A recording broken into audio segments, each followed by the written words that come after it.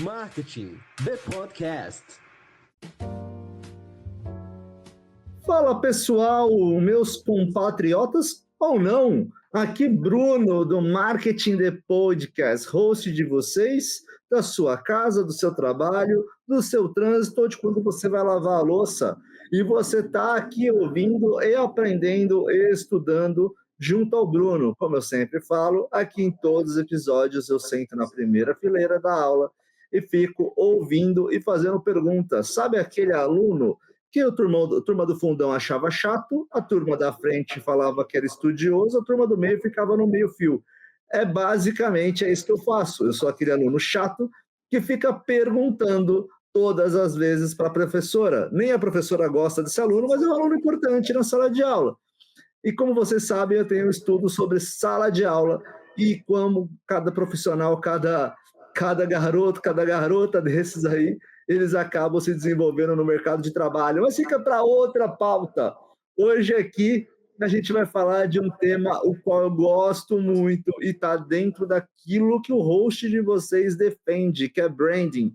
Mas a gente sabe muito bem que dentro do branding, dentro da gestão de marcas, e aí o pessoal confunde muito em só construção de marcas e não é isso.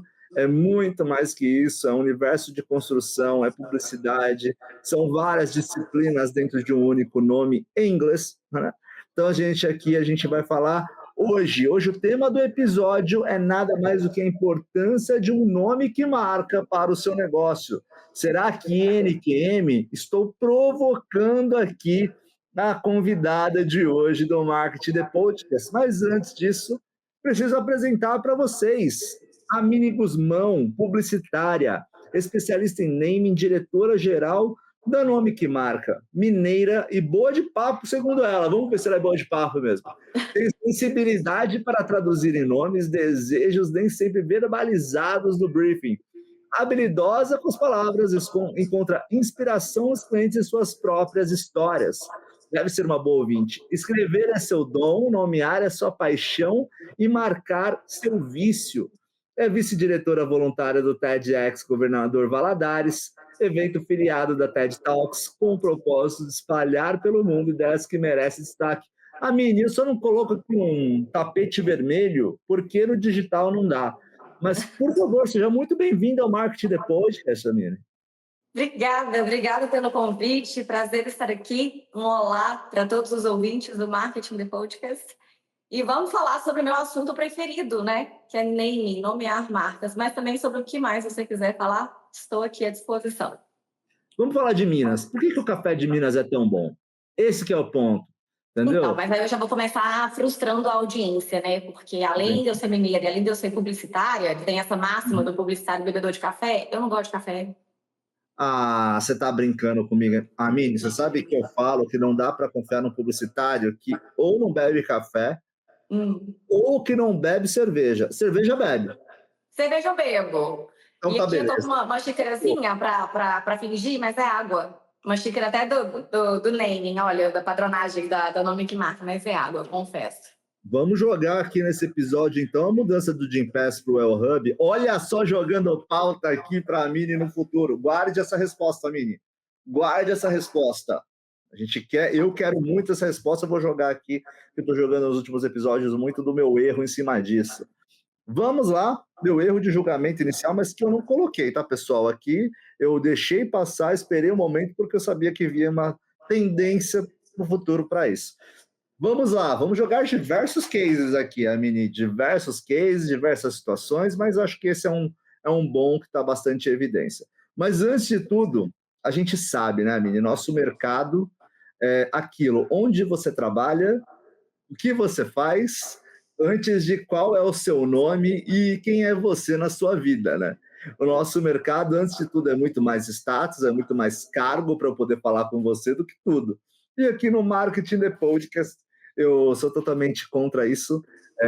Antes de falar nome que marca, antes de falar TEDx, antes de falar projetos que você já trabalhou, eu quero saber um pouquinho quem é a Mini Guzmão, quero saber a origem do seu nome, Mini, você tem que saber.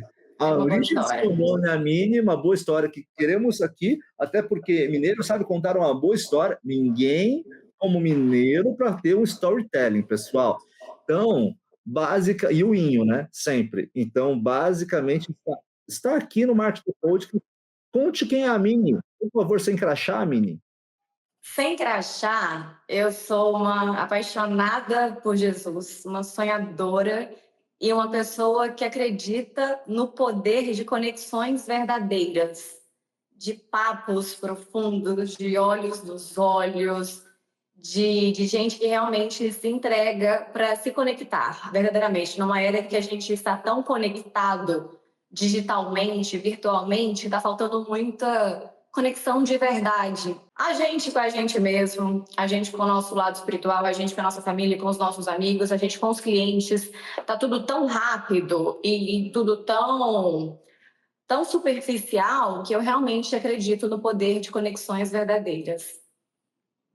Maravilhoso. Resposta muito boa. E o que você gosta de fazer na hora vaga, Mini? Sabadão, solzão. Vai fazer um crossfit, vai pescar, vai meditar, vai dar uma cambalhota na rua. O que você vai fazer? Um sábado perfeito. Para começar, tem que ter sol, né? Porque eu sou lá de Governador Valadares, estou acostumada com o solzão. Discordo. Para mim, quanto mais nevar, melhor. Aí eu venho morar em São Paulo e fico por esse frio depressivo. Tô brincando, eu adoro São Paulo, mas eu sinto falta de um solzinho, assim. Um sábado à tarde, não, de manhãzinha tem que ter sol. Então, um sábado perfeito para mim. Piscina, lendo livro. Depois, com tempo para fazer uma academia, que eu não gosto, mas tem que ser feito, né? Adulto não faz o que quer, faz o que tem que ser feito. Essa história de gostar de academia aí, quem me fala de gostar de academia aí, fala, tá mentindo, vai. Tá mentindo, né? Também não. Você olhar no espelho, é diferente. E rola um almocinho com calma. Eu aprecio muito estar presente nas coisas em que eu estou fazendo, sabe? Eu estou lendo livro, eu estou ali concentrada. Porque às vezes no dia a dia, eu te confesso, eu tenho aquele hábito do livro, mas é muito mais por uma questão de cumprir o hábito, a meta que eu coloquei para mim mesma, do que estar concentrada. Porque eu sei que daqui a pouco eu tenho uma reunião, daqui a pouco eu tenho um compromisso, e aí a rotina é tão agitada que eu deixo os meus hábitos para fazer as coisas com calma, sabe? E viver ali o presente de cada situação, de cada momento. Eu nunca entendi, Mini, essa galera que fala que lê, principalmente livro técnico, né? Ou qualquer outro livro. Eu leio biografia e estou pensando nisso. Galera que lê e consegue ficar tranquila. Porque se tem uma coisa que te dá paz de espírito, é ignorância, né? Ignorância. Quando você acaba estudando, quanto mais você estuda, mais inconformado você fica. E no final das contas, quando eu acabo lendo alguma coisa, se eu leio alguma coisa, tudo bem que tem estigmatismo, tá, pessoal? Então isso ajuda também eu dormir. Mas assim, se eu pego 11h30, meia-noite, que é o meu horário mais criativo, meu horário que você pode falar comigo, que eu tô mais explodindo na minha cabeça, e eu sou uma pessoa notívaga. Eu não sou uma pessoa matutina. Não fale comigo de manhã, eu não vou funcionar. E o livro, basicamente, ele faz com que eu acorde. Eu não entendo as pessoas que leem e falam, relaxei. Eu relaxo, mas eu fico inquieto. Mas o que você costuma ler? Livro técnico. Livro técnico, biografia, histórias. Geralmente estou lendo futebol, viu? Futebol ou basquete, Amélia, também. Então, esses dias eu estava até conversando num grupo de amigos e um amigo veio porque eu falei uma frase e ele me contestou. Eu falei que toda leitura para mim é válida. Eu leio muito romance. Ele, não é válido, você está perdendo tempo. Eu falei, toda leitura para o meu negócio é válida.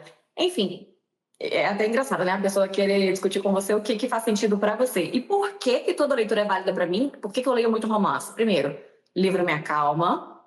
Eu tenho TDAH, então eu me disperso muito fácil. Se eu estou vendo uma série, eu estou aqui com o celular na mão, então eu não consigo concentrar. Então o livro é um momento ali que, de fato, né, eu desligo a atenção do mundo e foco na leitura. E para o naming, de que eu me alimento? De palavras, de analogias. E eu preciso entender um pouquinho de tudo.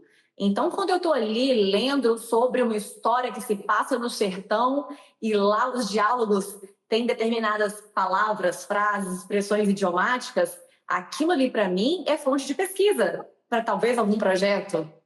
Então, toda leitura para mim é válida. Eu amo ler, diferente de você, ler me relaxa, sobretudo romances. Eu vou te falar que me relaxa, não é que não me relaxa, mas muito graças ao estigmatismo, brincadeira. Mas, assim, basicamente ele me relaxa porque eu consigo sentar e pensar só nele, é o foco total, né? Só para Mas entender, tudo você vai jogar a culpa no astigmatismo e eu no TDAH, só para a audiência? a gente vai fazendo isso, de repente algum, sei lá, algum médico, alguma área de saúde, algum laboratório farmacêutico vai lá e patrocina a gente, então fica tranquilo. Tá? Mas assim, no final das contas, isso eu concordo 1000% com você. Qualquer leitura é válida, né? E hoje em dia a gente tem muita informação, a gente acha que a gente não está estudando, que a gente não está lendo. Eu consumo podcast meu dia todo, seja resumo cast, seja o que for, tô lendo artigo científico, tô lendo e-book, tô lendo white paper. Inclusive, pessoal, tem uns white papers no Marketing The Podcast, tá? Quem quiser baixar, quem quiser ir, por favor, e ouçam também o episódio, tá? Marqueteiro faz assim. É isso aí, né? Marqueteiro, vendedor, é isso aí, sempre um vendedor também. No final das contas, minha mãe, ela assinava um pouco, não sei se você vai lembrar, menina, acho que a gente é contemporâneo também de idade aí, mas é justamente a Reader's Digest, né? Que é justamente aquela coletânea de livros, chegava em casa e ela deixava lá. E eu pegava e falava, pô, são 4 contos, geralmente romance, e eu lia, né? Eu gostava muito. Dali eu fui para Sherlock Holmes, dali eu fui para Agatha Christie, dali eu fui para várias outras coisas lendo quando era novo. Talvez uma leitura mais avançada para minha idade, com 10, 12 anos, talvez sim. Mas, no final das contas, isso me deu muitas vantagens competitivas em relação à leitura e entendimento de mundo. Eu concordo com você, Mini. Toda leitura é válida. Não é minha predileta. Falando que você lia Agatha Christie, talvez você consiga descobrir o mistério de onde veio meu nome. Não consigo, Mini, desculpa. Eu não sou tão bom assim. Por mais que eu só li Sherlock Holmes. Bom, porque eu também sou filha de leitora. Meus pais, né? Meu pai e minha mãe, sempre apaixonados por leitura. E minha mãe leu desde nova e ela não tinha muito acesso. Ela veio de uma família que ela não tinha dinheiro para comprar, então ela tinha acesso a poucos livros ali na biblioteca que ela estudou, uma escola pública, enfim. E ela era apaixonada com romance e com a Agatha Christie. De acordo com ela, o meu nome veio de um livro da Agatha Christie. Qual? Qual que é esse livro? Qual? Não sei. Sabemos. Não sabe. Então, não, ela não lembra. Ela era muito novinha, então ela ficou com aquele nome na cabeça e quando ela engravidou de mim aos 24, o que faz sentido na minha cabeça dessa história? Existe uma personagem de um livro da Agatha Christie chamada Amy, a Amy Y. Ok. E como a minha mãe não é poliglota, acredito eu que ela interpretou esse nome, ficou com ele na cabeça. E aí, quando ela engravidou, ela recriou, fez esse renaming aí. Foi daí que surgiu a Mini, você acredita? Ou seja, a primeira nome que marca foi a sua mãe, a Mini. Foi a sua mãe que começou a sua empresa. Entendeu? Quem acha que eu fui inovadora, visionária, em 2019, comecei a trabalhar com... Há 33 anos atrás, minha mãe foi uma namer antes de eu ser. É isso aí. Obrigado por jogar na minha cara que não somos contemporâneos, que eu sou 3 anos mais velho. Não, calma aí, anos 90. É isso aí. Ami, vamos lá. E como começou a trabalhar com... Sempre quis ser comunicadora, sempre quis se dar área de publicidade, sempre quis trabalhar com isso. Foi com o quê? Assim, como você começou? Conta aí da carreira, por quê? A gente tem muito estudante que acompanha aqui nosso Marketing The Podcast. E aí esses estudantes de comunicação se baseiam muito quem vem aqui. Eu quero ser CEO, eu quero ser coordenador, eu quero ser publicitário, eu quero um Cannes. Eu quero Cannes, tá, pessoal? Se vocês não sabem, eu quero. Então, assim, no final das contas, e aí? Como que você começou com isso? Quero ver alguém falar que quer ser namer. Mas nunca ouvi, só você. Namer, prazer, eu. Gente, então, eu descobri o TDAH aos 32 anos. Tem 1 ano. E agora, depois do diagnóstico, desculpa se eu estou sendo monotemática, mas é porque você vai ligando os pontos, sabe? Então tudo vai fazendo sentido na sua vida. Então, eu nunca fui uma criança burra, mas eu me dedicava muito para algumas disciplinas e para outras eu não fazia questão. Então, ali, quando a coisa apertava, que você tinha que fazer prova para passar de ano, beleza. Eu estudava e passava, mas eu sempre fui uma criança de humanas. Eu lembro uma vez, Bruno, que eu era adolescente e eu tinha uma professora de redação chamada Silene, que ela brincava de ser bravinha, sabe? Ela tinha essa persona. E ela me chamou na mesa dela, brava, amiga, vem aqui agora. E eu fui com medo, porque adolescente, até quando não faz nada errado, faz tanta coisa errada que acha que fez alguma coisa errada, né? Faz Pensou sentido. assim, meu Deus, o que eu fiz de errado? Cheguei lá e falei, o que foi, professora? Aí ela olhou no fundo do meu olho e falou assim, de onde você copiou isso? Mas eu juro que foi eu que escrevi. Aí ela, mas você tem muito talento para redação, eu tô surpresa. Dali, eu já nem cogitei nada mais relacionado a exatas. Quando eu terminei o ensino médio, fui fazer caiu no meu colo um curso de comunicação social, que foi uma bênção, que eu consegui ter uma visão mais ampla. Desde cedo, desde os primeiros períodos, eu já entendi que eu não seria jornalista, não era a minha. Concluí a graduação, inclusive eu tenho essa faculdade de jornalismo. Só que ali em 2013, junho de 2013, eu me formei. Em agosto, eu já estava matriculada na faculdade de publicidade. E olha que interessante, eu peguei o final da era tradicional da publicidade. Então, eu cheguei a fazer campanha para rádio, para panfleto, para revista, e eu vi nascer as primeiras redes sociais. O jornalismo que eu achei que eu não ia usar para nada, hoje em dia todo profissional liberal tem que ter essa habilidade da comunicação. E aí que eu comecei a trabalhar com o quê dentro das agências? Com o tal do social media. E eu que achei que eu ia ser a nova Washington Oliveto do Brasil, criar campanhas que fariam parte da cultura popular brasileira, que até hoje, gente que nem sabe por que fala amo muito tudo isso, não. Bombril, 1001 utilidades. Não sabe nem por que fala 1001 utilidades, não sabe nem por que fala o primeiro sei lá o que, a gente nunca esquece.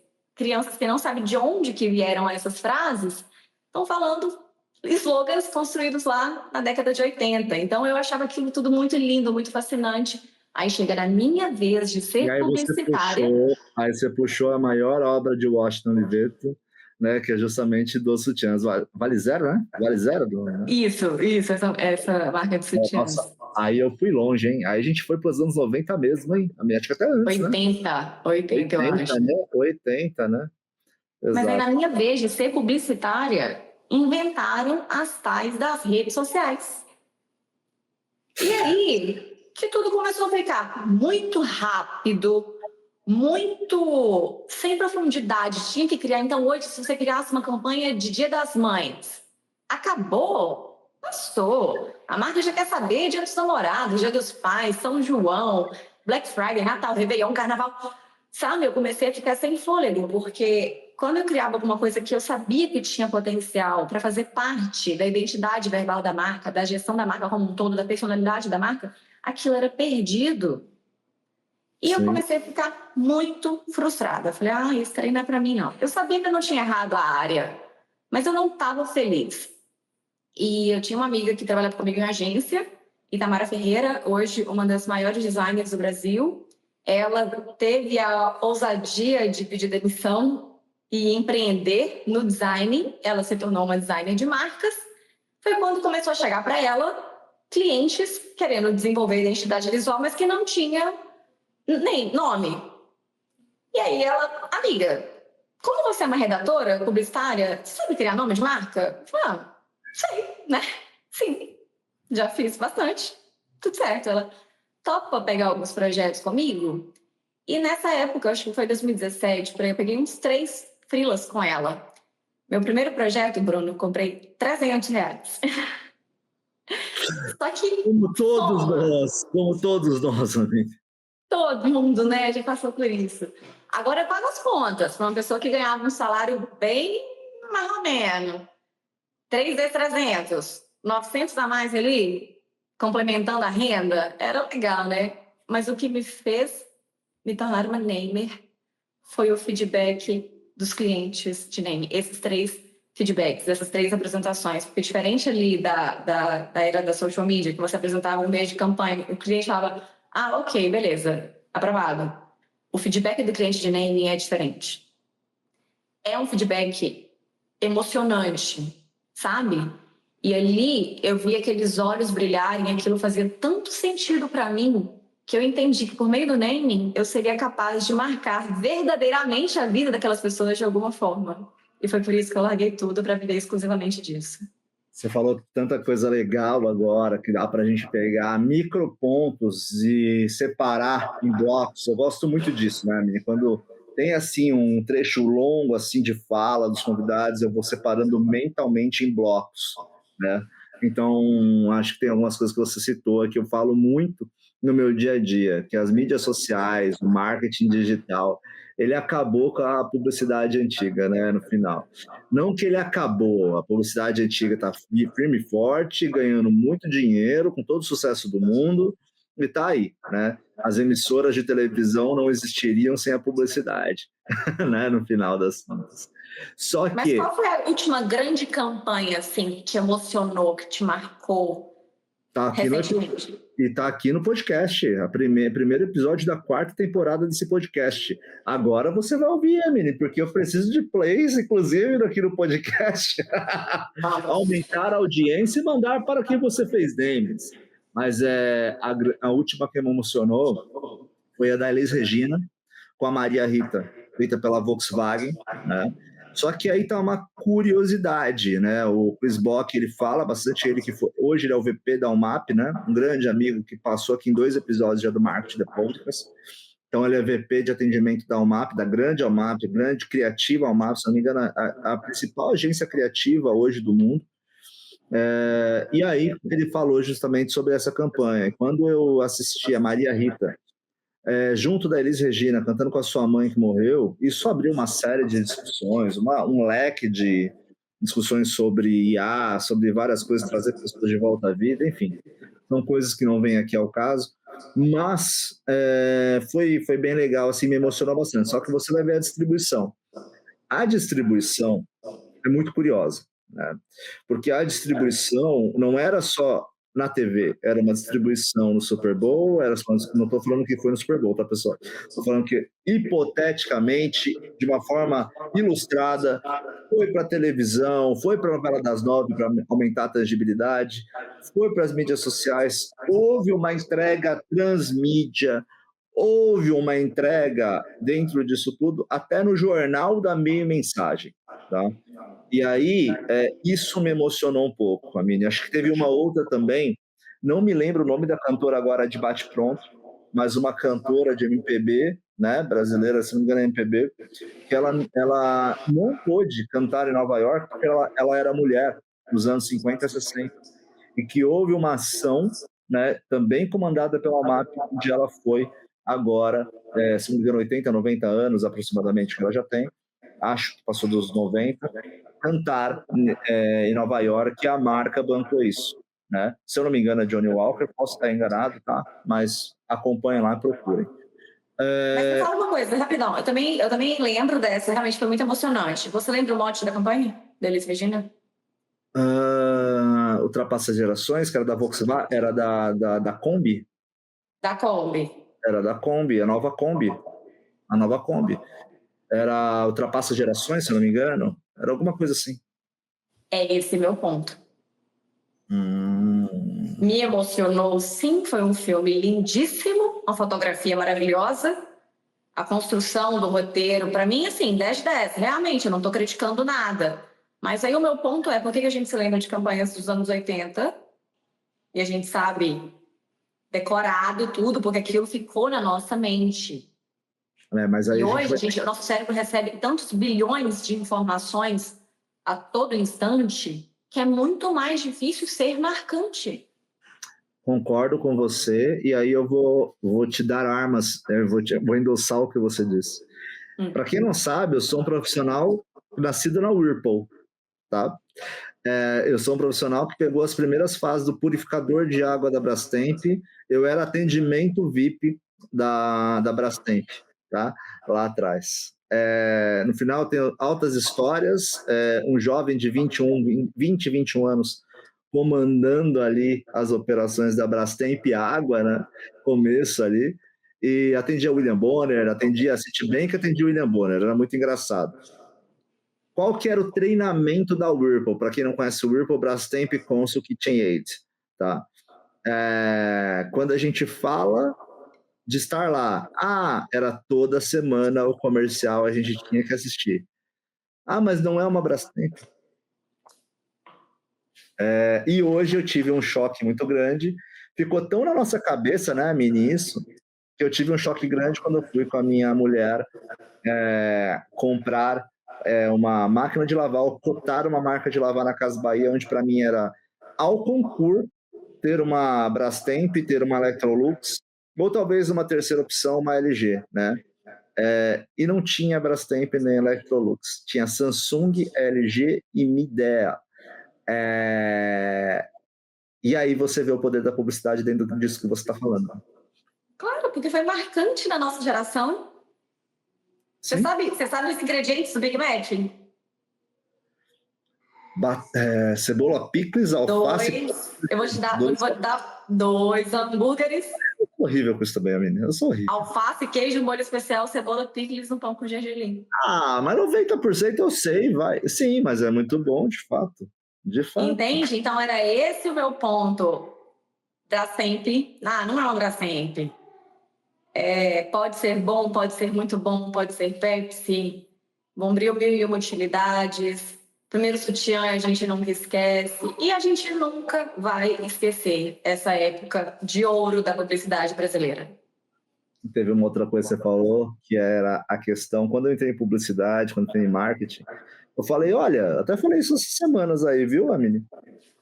Quando eu entrei em marketing, eu achei que eu ia, era festa, era tal, que eu não sei o quê, que era diversão, vou trabalhar me divertindo. E só sobrou pra gente, depois do marketing digital, KPIs, sobrou pra gente analisar quem tá fazendo post de mídia social, quem não fez. E será que a Mini era uma boa redatora publicitária, Mini?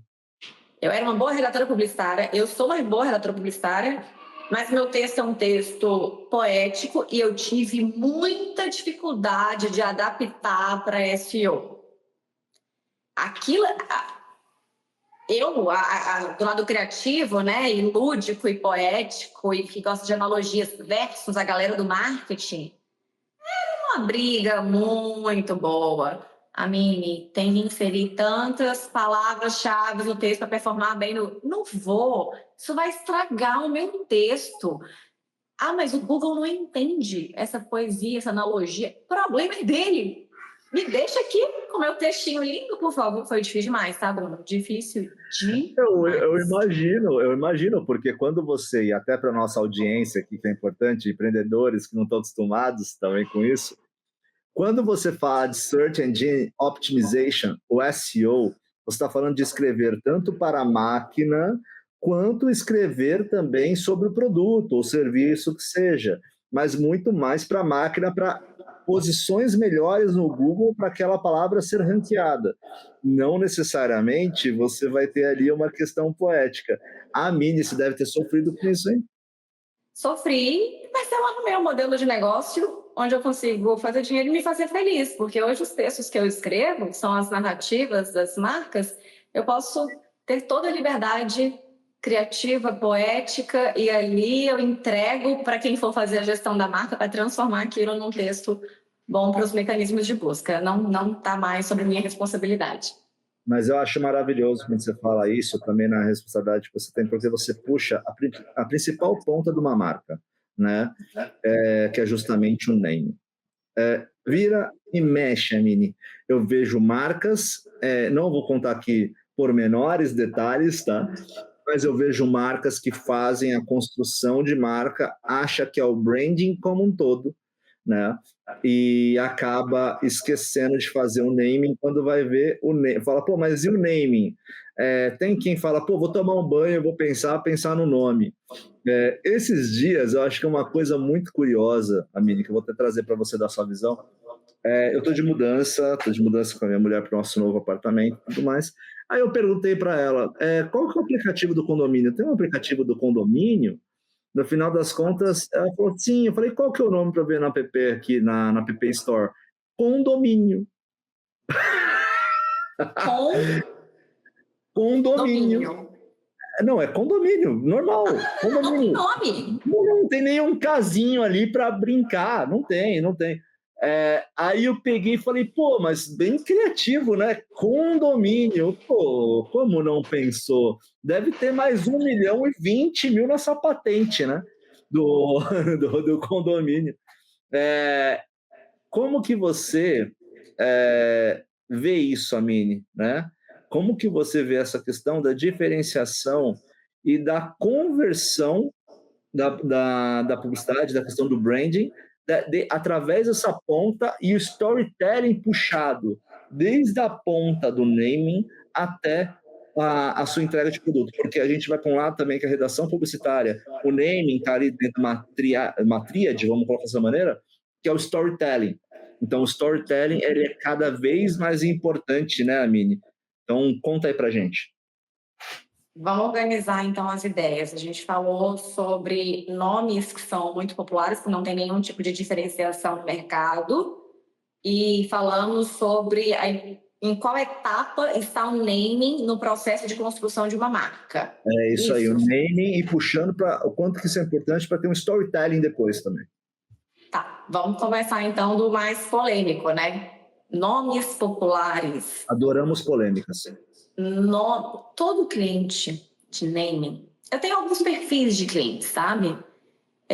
Mas em geral, Bruno, a minha maior dificuldade, o meu maior desafio é fazer com que o empresário brasileiro saiba da importância de um nome original. E aí eu não estou nem falando de um nome bom, estou falando de um nome original. Nós estamos um passo atrás. Anualmente, a Nome que Marca faz pesquisas para a gente entender como que anda esse mercado. Em 2024, foram abertas 3,7 milhões de empresas no Brasil. E sabe quantos pedidos de registro foram dados no INPI? Quantos? 444 mil. E aí, o cientista de dados, nosso parceiro, ele vai tentar entender o porquê disso. E a gente tem dados que provam que é muito mais pela falta de conhecimento do empresário do que por falta de dinheiro. Total, então, essa é a minha primeira barreira. Tanto é que eu não tenho muitos concorrentes assim para falar, nossa, o mercado está difícil. Eu concorro com um empresário que não sabe que tem que ter um nome livre. Então, eu tenho esse perfil de cliente que chega para mim desesperado porque foi notificado e pelo dono legal da marca, tem 40 dias para mudar tudo. E eu tenho o perfil do cliente que realmente é quem eu estou atrás, que é a pessoa que já entendeu a importância da marca para alavancar o produto, o serviço, para fazer com que ele chegue em mais pessoas, sobretudo nas pessoas certas. É esse perfil que eu quero. Aí chega esse cliente para mim, em geral, querendo um nome diferente, original, né, disruptivo. E aí a gente fala, nossa, legal, bora lá, vamos fazer isso acontecer. E quando você apresenta esses nomes diferentes, originais e disruptivos, ele já assusta. Não. É diferente demais. O que as pessoas vão pensar? Não tem nada a ver. E eu sempre trago o caso clássico da maior marca do mundo de tecnologia, que se chama maçã. Então eu penso, eu falo, imagina se eu te ofereço. Eu criei essa frase, essa headline esses dias. Toda marca quer ser uma Apple, mas ninguém quer se chamar maçã.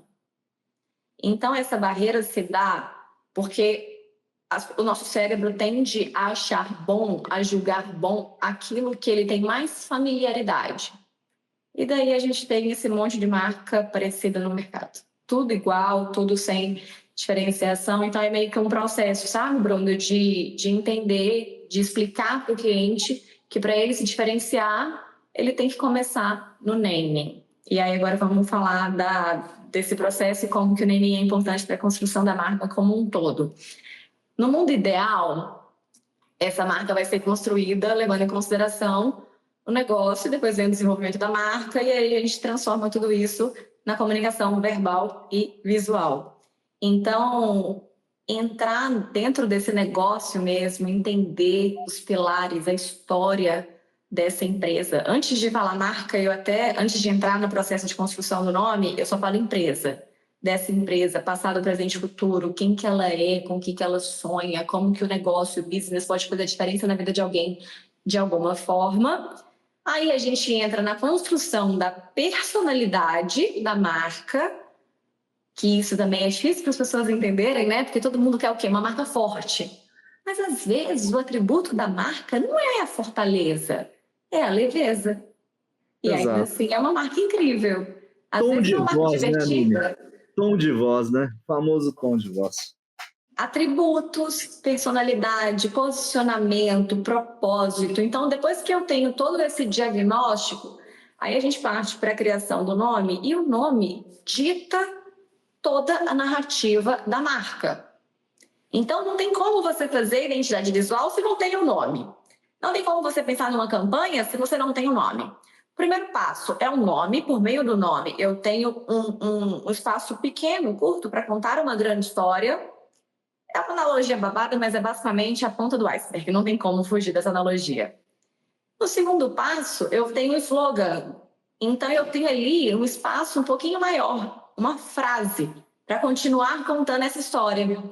E no terceiro momento, vem então o desenvolvimento da narrativa, né? Então, aí eu posso contar com todas as palavras quem essa marca é antes de contar o que ela faz.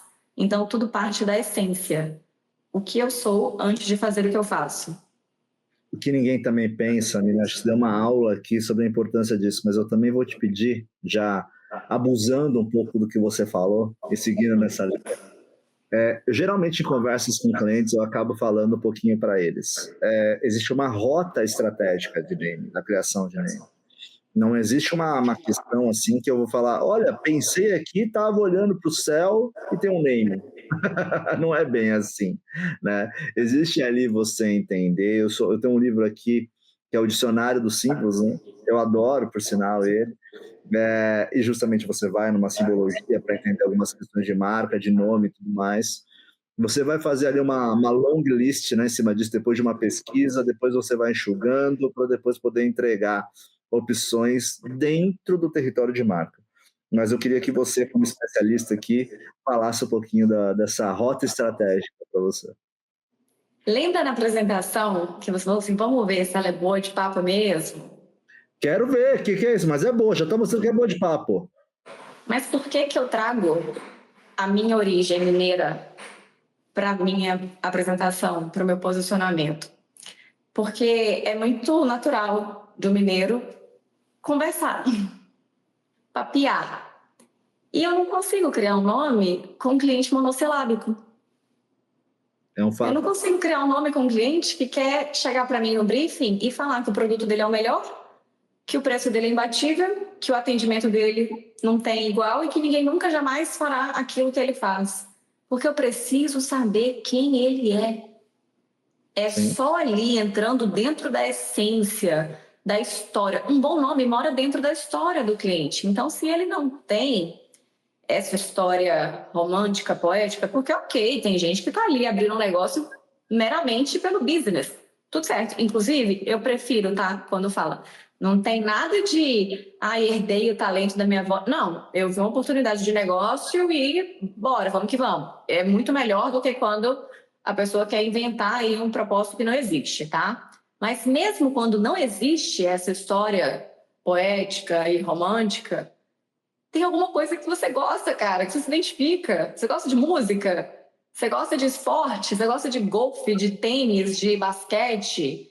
Então, é impossível eu criar um nome totalmente genérico. Um nome que, se você não aprovar, eu vou vender no primeiro concorrente seu que bater na minha porta. É por isso que eu trabalho essa habilidade da comunicação interpessoal como uma skill no processo de naming. A gente tem que ter mesmo essa troca, essa conexão para que eu consiga criar um nome original e, sobretudo, que conte a sua história.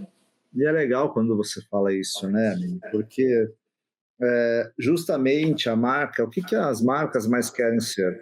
Elas querem ser humanas, porque o humano conecta com o humano. O que você está falando justamente é isso. Na hora que você fala, não, eu olhei, um guaxinim, porco espinho, passando na rua e falei, nossa, eu vou chamar de porco espinho a minha empresa. Não é bem assim, é muito da essência de quem está formando a empresa, um pouco da história, um pouco da comunicação da empresa do um para um. Tem muita coisa aqui, né, Mini, que a gente vai poder falar. E o que você faz dentro disso está muito dentro. As pessoas olham branding e olham construção de marca. Ah, eu vou fazer um logo.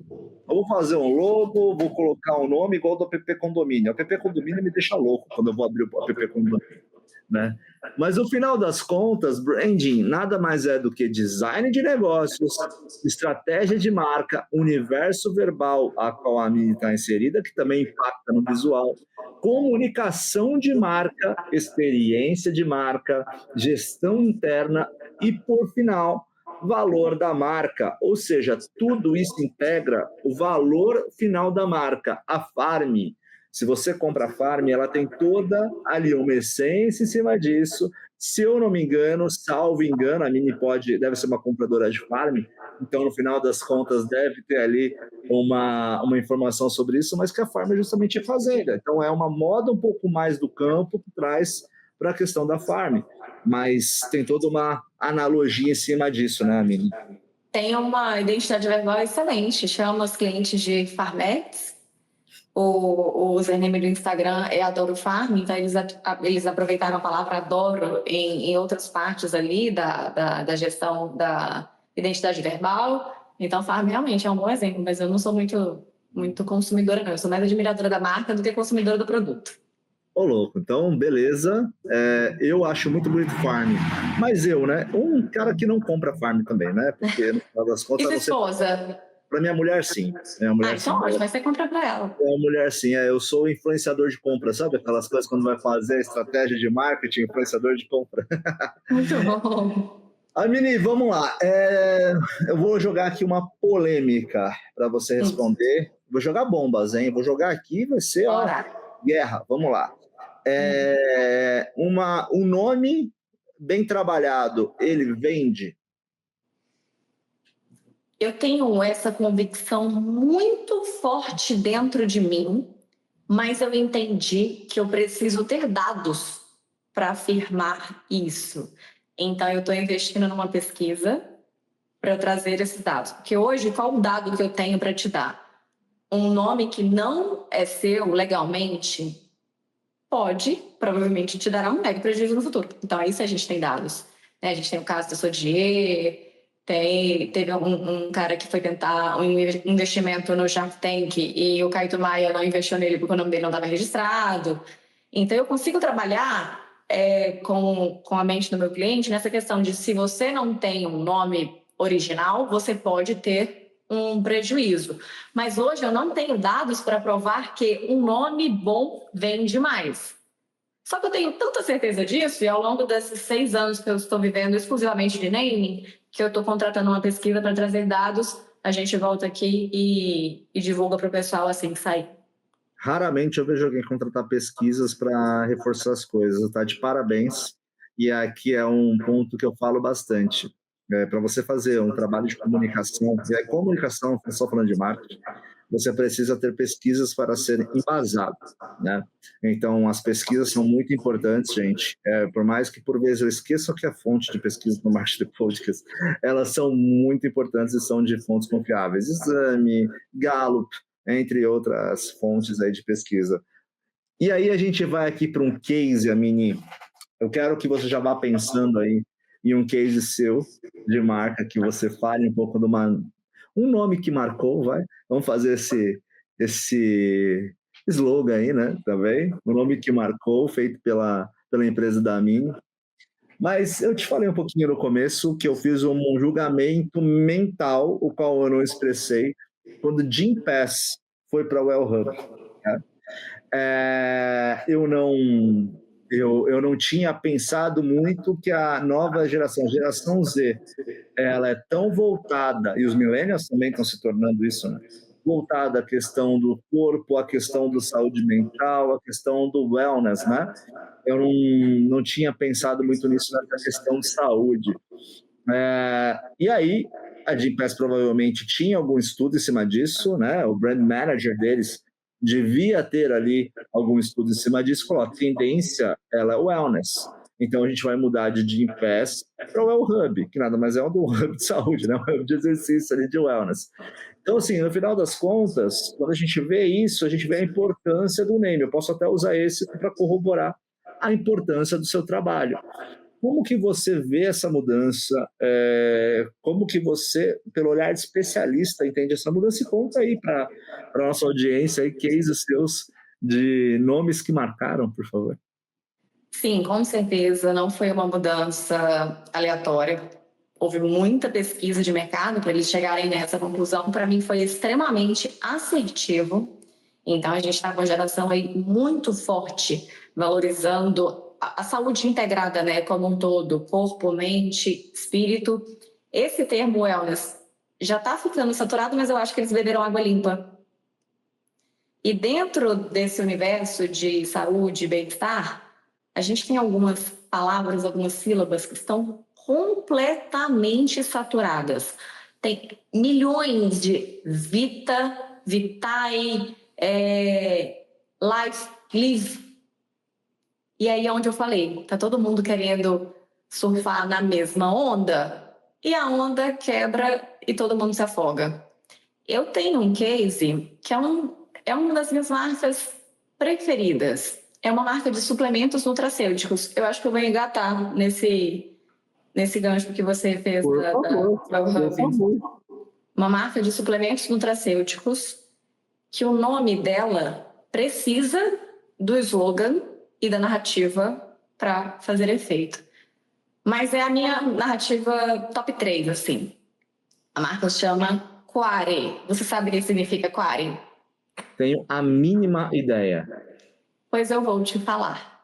Do latim, por quê? Para além da saúde e da longevidade, a Quare é uma marca de suplementos nutracêuticos que trabalha com o que chamamos de alimentos funcionais, entendendo que cada órgão, cada parte do nosso corpo é importante para a nossa vida como um todo. Quare é para quem quer viver mais e melhor, porque tem uma vida cheia de porquês. Porque quer ver os filhos crescerem, porque quer curtir o envelhecimento dos pais, porque quer viajar o mundo, quer realizar sonhos, seja qual for o seu porquê, seja Quare. Quare suplementos nutracêuticos. Viva pelos porquês. Parabéns, hein? Parabéns, que baita narrativa e que totalmente fora. Eu sou muito fã do disruptivo. Eu sou muito fã de olhar o lado que ninguém está olhando. Então, é muito mais sobre a história que a gente está contando do que sobre o nome em si. Se fosse o sobrenome, seria Live, Life, Vita, alguma coisa assim. E essa narrativa foi construída inversamente proporcional ao significado da depressão. Quem tem depressão não tem porquês. Ou seja, então, tem uma cauda longa, né, em cima disso, né? Tem todos uns porquês ali, né? Tem todos os porquês ali, uma cauda longa em cima disso. Você está mostrando aquela questão de assimilação também em cima da palavra. Totalmente. Você fala assim, Bruno, compra esse suplemento aqui, que ele vai melhorar a sua saúde, sua disposição. Você vai falar assim, ok. Agora, se eu falar assim, cara, você quer ver seus filhos crescerem? Você quer curtir uma vida aí ao lado da sua esposa, envelhecer junto com ela? Pô, eu quero. Então, toma aqui. Então, esse é um case que foi muito mais pela narrativa do que pela palavra, pelo nome em si, eu gosto muito. Além da aula de nome, pessoal, teve aula de venda aqui, tá, pessoal? Então, assim, a gente vai colocar aqui também aula de naming / venda. Como no balcão o vendedor de suplemento vai vender agora. Vamos copiar, hein, Amine? Quare. Vamos copiar. Mas olha só, eu tenho essa crítica para fazer aos meus clientes, eu vou até pensar numa estratégia para retomar a atenção deles do porquê que eles deixam perder o conceito dos nomes em todos os pontos de contato verbal e na venda também. Sim. Tem que usar o conceito do nome na hora da venda, na hora do marketing, na hora, sabe? O nome tem que estar presente ali pulsando junto com a marca. Mas você está abrindo uma discussão minha antiga também, que eu não vou pro lado do naming, isso eu deixo para você, então a gente se junta e arma uma guerra, beleza? Com todo mundo, porque a minha briga com empresas, e principalmente com a ponta de vendas, e não precisa ser na ponta de vendas, acho que muitas vezes com o Simon, muitas vezes com o empreendedor, por que você, na hora de construir um brand book, na hora de você construir um manual de marca, e eu participei de várias construções de brand books e manuais de marca, no final das contas chegou lá e falou, olha, beleza, tem um arquétipo, 1 ou 2 arquétipos. Eu falo que mais de 2 arquétipos acaba tendo um transtorno de personalidade. Exatamente. Tem que dar psicólogo. Exatamente, é tipo um psicólogo da marca, no final das contas. Então, se você fez o arquétipo, né? E se vocês não sabem, pessoal, aqui o podcast Marketing The Podcast segue 2 arquétipos, que é o explorador e o sabedoria, né? No caso, explorador e o sábio. Obrigado. Então, assim, no final das contas, a gente segue esses 2 arquétipos. Quando a gente fala disso, a gente está olhando esses 2 arquétipos, falar do sábio ou do explorador.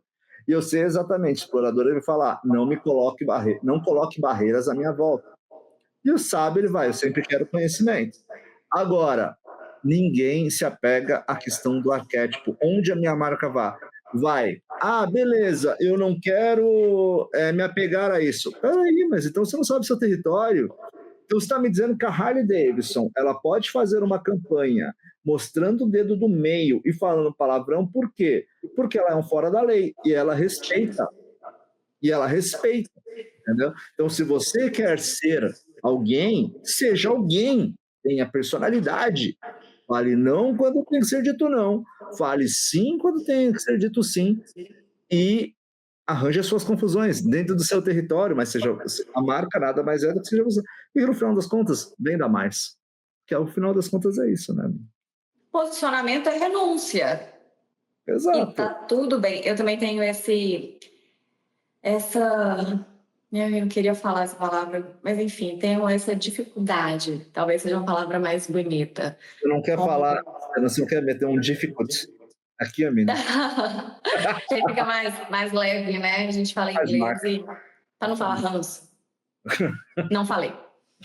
A gente constrói a personalidade da marca e a gente constrói todos os assuntos inseridos no universo dela. Por que a Red Bull, agora, com esses conteúdos, esses esportes diferentões, super radicais e coisa e tal, não está ali vendendo? Aí você entrega um projeto de estratégia de marca com todos os assuntos que a marca tem liberdade, tem afinidade para dialogar com o público. Aí, no final, ela vai fazer o quê? Vai querer vender o produto ou o serviço. Que não é todo mundo que precisa do que você compra, do que você vende todo dia, querida, mas é todo dia que a gente precisa de relacionamento. Então, a partir do momento que a marca tem uma bandeira, ela tem uma pauta, ela tem... É igual, marcas são como pessoas. Eu não vou ficar aqui o tempo inteiro tentando vender name. Aqui a gente já falou de café, de mineirês, de um tanto de outras coisas, para o assunto render. E com as marcas é exatamente a mesma coisa. Se o Bruno ficar tentando me vender projeto de marketing todo dia, o dia inteiro, vai... Saco. Deixa eu apagar umas mensagens no WhatsApp aqui, calma aí. Deixa eu apagar umas vendas de marketing que eu te fiz aqui, Amini. Eu tinha entendido outra coisa. Eu tinha entendido que você estava lendo alguma coisa aí para comentar. Não, cara, eu gosto de ver sobre seus filhos, eu gosto de ver suas viagens, eu gosto de ver suas ideias. Sabe quando você viaja lá no Instagram? Porque é isso que me faz me conectar com o seu conteúdo. E com as marcas é a mesma coisa, só que elas pegam tudo que a gente criou e falam assim, E é muito legal, né? Porque a gente está falando de significado. Isso aqui é você usou, você puxou essa linha, a gente vai até o final nesse tricô aí. Que justamente é o quê? Se eu falo para mim, a gente falou de Minas. Quando eu falo Minas para vocês, o que vem na cabeça? Café, pão de queijo, vem mineirês, vem boa de prosa, vem essa história toda. Se você fala Santa Catarina, você fala praia, você fala sol, você fala diversão, você fala... Reggae. Sabe? Reggae? Bom, tá bom. Embora... Os meus amigos de lá que escutam muito reggae, então eu associei, mas se eu viajei é coisa minha. Foi muito bom o reggae, mas tá bom, reggae, beleza. Norte, boi bumbá, caprichoso, garantido, enfim, a gente vai puxar várias coisas aqui, né? Não à toa, no Brasil, a gente tem nota, não lembro se é nota de R$100, você sempre pega uma nota de R$100, hein, pessoal? De 50, de 100, acho que é de R$50 que tem aí a onça, né? No final das contas.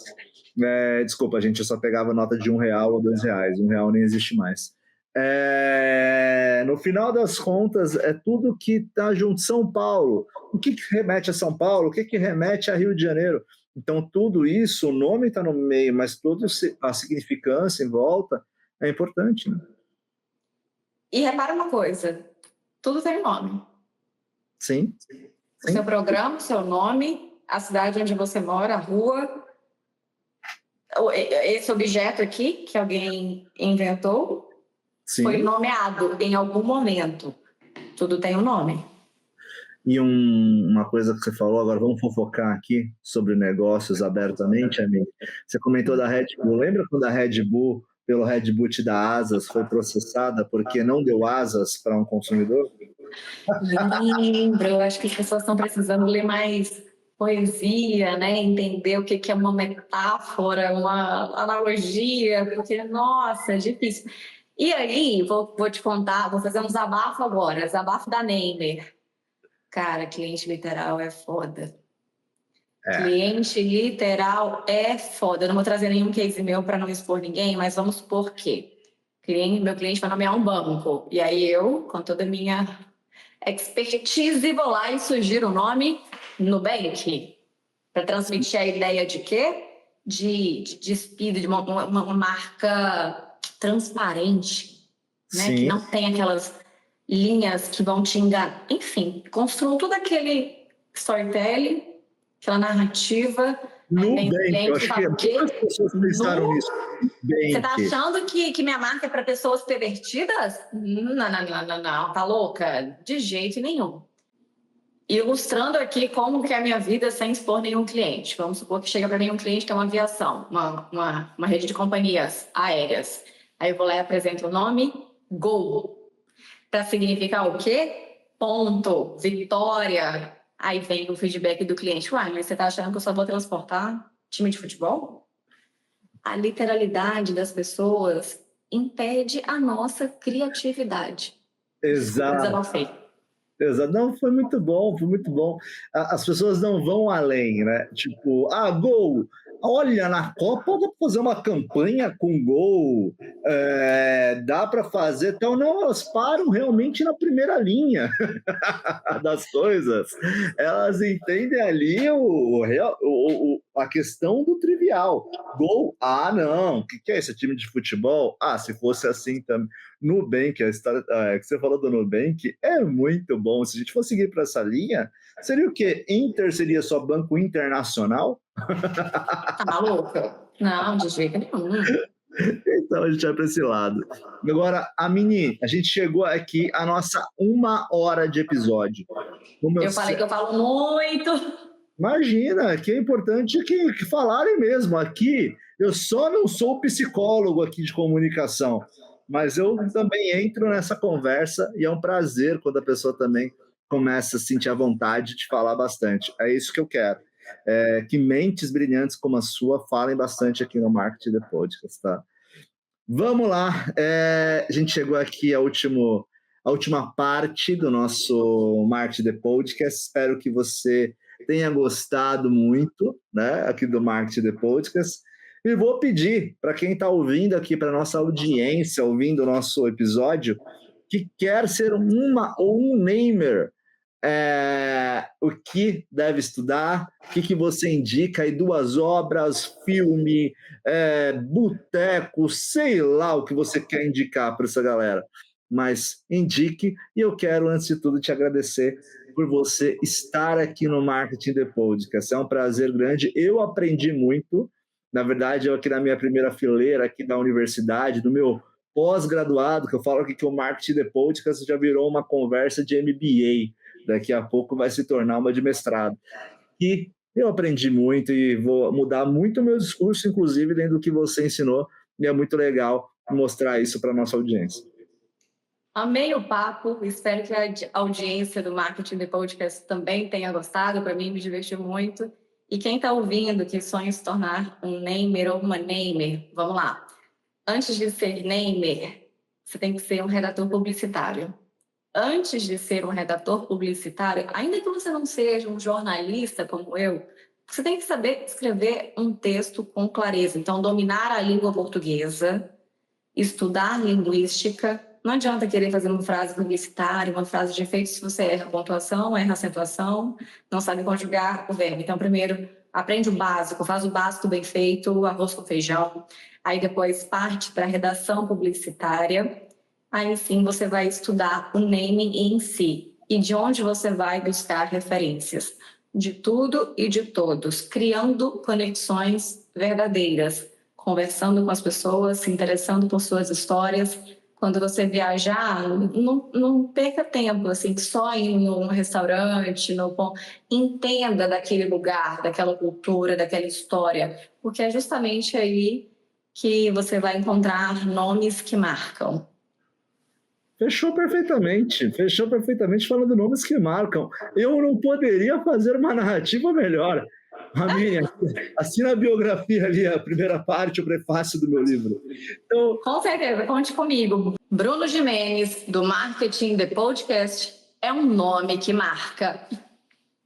É isso aí. E, por favor, pessoal, onde te acha, Mini? No Instagram, temos um problema de sonoridade com esse name, né? Então eu vou ter que soletrar. @AminiGuzmão, que é A de amor, M de Maria, I de igreja, N de navio, Y. E também o perfil da empresa, que é o @nomequemarcabr. Site, nomequemarca.com, LinkedIn, estamos por aí disponíveis para bater bons papos com quem quiser conversar com essa mineira aqui. E chamem sim, porque é muito boa de trabalho. Posso comprovar aí por diversos cases que eu vi do mercado, viu, pessoal? Então, quando a gente fala disso, e outra coisa, quando ela começou o I de igreja, não seja o E de igreja. Isso daí é muito... Só quem lembra dos anos 90 vai lembrar dessa referência do E de igreja. E de igreja. É isso, pessoal. Eu só tenho a agradecer a Mini, tenho a agradecer a audiência do Marketing The Podcast. Como vocês estão vendo aqui, tem que agradecer meus patrocinadores, né? Agradecer a Yuma SA, Yuma Skills Academy, do nosso amigo Luiz Escavarda, do Alberto Porcias, que sempre acreditaram no nosso projeto aqui. A Yuma, como vocês sabem muito bem, ela trabalha com uma formação de liderança em volta de segurança mental, né, e justamente aí muito defensora da felicidade e produtividade do trabalho. Se vocês quiserem ouvir um pouquinho mais do trabalho da Yuma, vocês vão no primeiro episódio dessa 5ª temporada, e também fazem treinamentos em company. E agradecer o Decimals Marketeers, tá? Grande Gustavo Stork, que está junto da gente, que chancela nosso podcast aqui, que apoia também há muito tempo aqui nosso podcast. Assinem o Marketing Chat, tá? Que é a IA do Decimals, e, poxa, é a maior comunidade de marketing do país, então não tenho nem o que falar. Se você quer ser um head de marketing, se você quer aprender com os cursos da Decimals, entrem lá, tá? decimals.com.br, deve ser isso, vai só jogar lá Decimals Marketeer, que vai achar. Pessoal, dito isso, e aquilo que a coisa mais inteligente já disseram em toda a história. Só sei que nada sei. Um abraço e até logo! Marketing The Podcast.